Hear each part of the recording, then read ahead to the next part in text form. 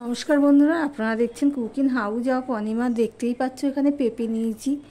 সম্পূর্ণ নিরামিষ একটা রেসিপি তোমাদের সাথে শেয়ার করব, খুবই দুর্দান্ত এবং অজানা রেসিপি। তার জন্য আমি একটা পেঁপেকে আমি কেটে নেব, দুভাগ করে নিয়েছি। এবার পেঁপেটাকে আমি একটুখানি বড় সাইজ করে কেটে নেব।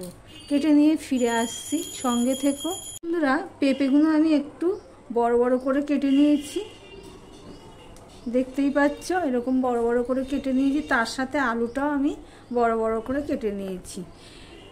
নিরামিষ মুড়িঘণ্ট আমি বানাবো, দেখতে থাকো বন্ধুরা কিভাবে আমি পেঁপের নিরামিষ মুড়িঘণ্ট বানাই। আমি একটা আলু দিয়েছি, তোমরা চাইলে আলুটা নাও দিতে পারো, তবে আমি আলু ছাড়া তরকারি খুব কম করি, সেই জন্য আলু দিয়েছি। পেঁপেটা ঠিক এইভাবে কেটে নিয়েছি। এদিকে দেখো আমি কড়াইটা বসিয়ে দিয়েছি।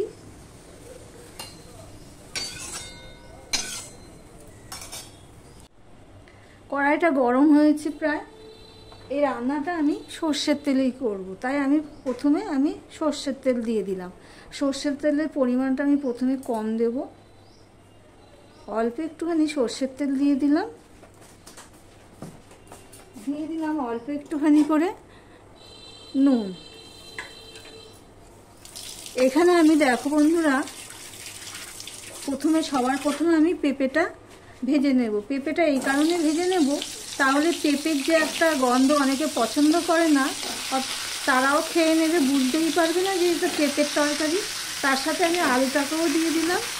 একটুখানি নুন দিয়ে আমি পেঁপেটাকে ভেজে নেব। এই পর্যন্ত যারা ভিডিওটি দেখছে লাইক দিতে ভুলে গেছে, চট করে একটা লাইক দিয়ে কন্টিনিউ করে দেখো বন্ধুরা। পেঁপেটা লাল লাল করেই ভেজে নিয়েছি। এবার আমি পেঁপে আলুটাকে তুলে নিচ্ছি।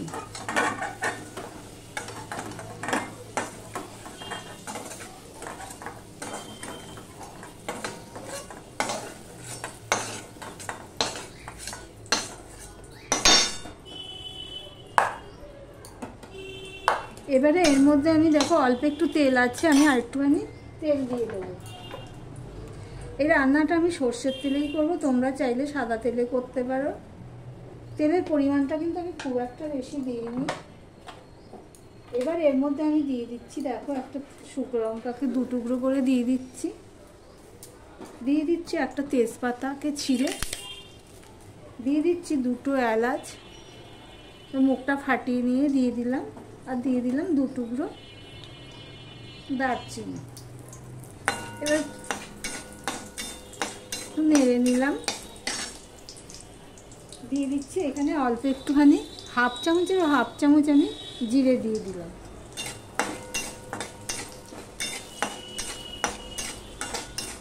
ফোড়নটা হয়ে গেছে, ফোড়নটার থেকে গন্ধ বেরোচ্ছে। ঠিক এই অবস্থায় আমি দিয়ে দিচ্ছি একটুখানি করে নুন, আর দিয়ে দিলাম একটু হলুদ। দিয়ে আমি আদা দিয়ে দিচ্ছি, আদা পেস্ট আমি 1 চামচের মতন আদা পেস্ট দিয়ে দিলাম। এই নুন হলুদটা আর দেবো না, এই নুন হলুদটা দিলাম, এই আদা পেস্টটা দেবো তো সেই জন্য, নাহলে ছুটে যাবে চারিদিকে। ফোড়নের গন্ধ বেরিয়ে গেলে আমি এখানে দিয়ে দিচ্ছি লঙ্কার গুঁড়ো। আমি 1/2 চামচের একটু কম লঙ্কার গুঁড়ো দিয়ে দিলাম।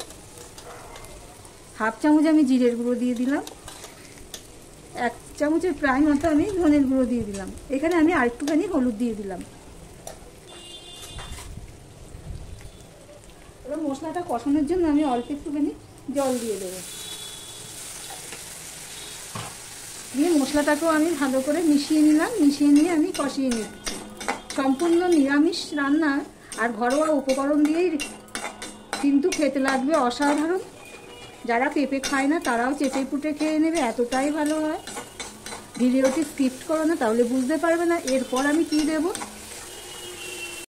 দেখো বন্ধুরা, মশলাটা প্রায় 80% মতো কষানো হয়ে গেছে। এবার আমি দিয়ে দিচ্ছি গোবিন্দভোগ চাল। এই গোবিন্দভোগ চালটা আমি ধুয়ে শুকিয়ে নিয়েছিলাম, সম্পূর্ণটা শুকাইনি, আমি সকালেই দিয়ে দিয়েছি।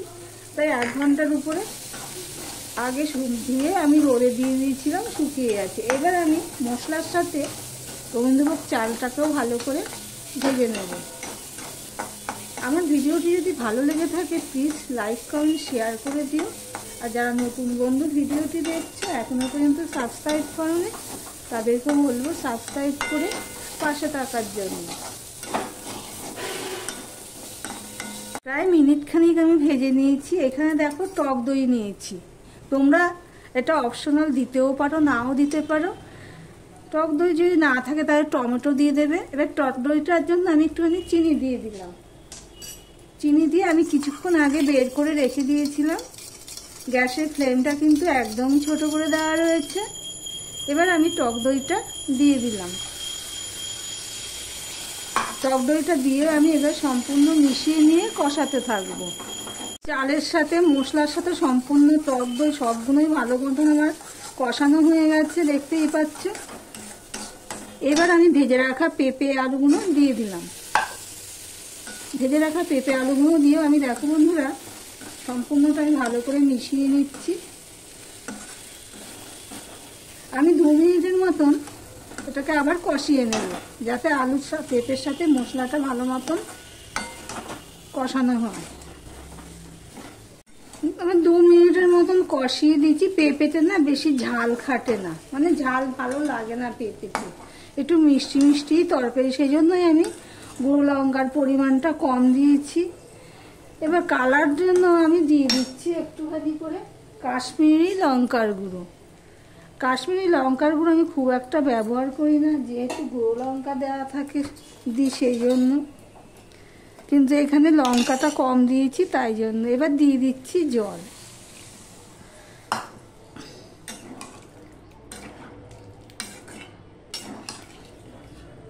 জলটা এমনভাবে দিতে হবে যাতে করে চালটা, গোবিন্দভোগ চালটা একটুখানি সিদ্ধ হয়। এখানে আমি আর একটু জল দিয়ে দিচ্ছি। এই পর্যন্তই থাক, পরে যদি বুঝবে এতেই সিদ্ধ হয়ে যাবে, যদি না হয় তাহলে একটু গরম জল ব্যবহার করব। এবার আমি ঢাকা দিয়ে দিলাম। ঢাকা দিয়ে 5 মিনিট রান্না করে নিয়েছি। 2 বার এসে আমি একটুখানি তরকারিটাকে উপর নিচ করে দিয়েছি। এবার তোমাদেরকে দেখানোর জন্য আমি, দেখো বন্ধুরা, যা জল আছে এই জলেই কিন্তু আমার গোবিন্দভোগ চালটা কিন্তু সিদ্ধ হয়ে যাবে। আমি আবারও নেড়ে দিলাম, নেড়ে দিয়ে আবারও আমি ঢাকা দিয়ে দিলাম। এবার গ্যাসের ফ্লেমটা কিন্তু আমি একটুখানি করে ছোট করে দিলাম। দেখো বন্ধুরা কালারটা কত সুন্দর হয়েছে, দেখতেই পাচ্ছ। ভাতটা হয়ে গেছে, ভাত মানে গোবিন্দভোগ চালটা আমার সিদ্ধ হয়ে গেছে। এই দেখো পুরো পেস্ট হয়ে যাচ্ছে। এখানে আমি 2টো লঙ্কা দিয়ে দিলাম। নুনটা একটু কম হয়েছে তাই স্বাদ অনুযায়ী আমি একটু নুন দিয়ে দিলাম। পেঁপে দিয়ে যে এত সুন্দর একটা রেসিপি হয় তোমরা না করলে বুঝতেই পারবে না। আর এটা যে পেঁপে দিয়ে তোমরা না দেখলেও বুঝতে পারবে না। নুনটা দেখো তোমাদের সাথে কথা বলতে বলতে মিশিয়ে দিলাম।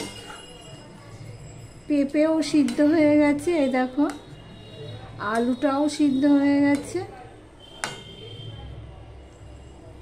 দেখো আলুটাও সিদ্ধ হয়ে গেছে। এবার এর মধ্যে আমি 2টো জিনিস দেব বন্ধুরা। আমি এখানে দিয়ে দিচ্ছি ঘি। আমি একটুখানি করে ঘি দিয়ে দিলাম। আর দিয়ে দিলাম আমি গরম মশলা। একটু জোরে জোরে কথা বলছি কেননা ওখানে গান শুরু হয়ে গেছে সেই জন্য। এবার সম্পূর্ণটা দেখো বন্ধুরা আমি মিশিয়ে দিচ্ছি, দেখতেই পাচ্ছ। তাহলে আমার এই পেঁপের মুড়িঘণ্টটা তোমাদের কাছে কেমন লাগলো কমেন্ট করে জানিও। আর যারা নতুন বন্ধু সাবস্ক্রাইব করেন তাদেরকে বলবো সাবস্ক্রাইব করে পাশে থাকার জন্য। এবার আমি স্ট্যান্ডিং টাইমের জন্য আমি রেখে দিলাম। এবার তোমাদেরকে সার্ভ করে দেখাচ্ছি বন্ধুরা কতটা সুন্দর হয়েছে। রুটি, পরোটা, ভাত সবেতেই খুব ভালো লাগবে। তাহলে ভিডিওটি আজকের মতন এখানেই শেষ করলাম। আবার অন্য কোনো রেসিপি নিয়ে চলে আসবো বন্ধুরা, সঙ্গে থেকো।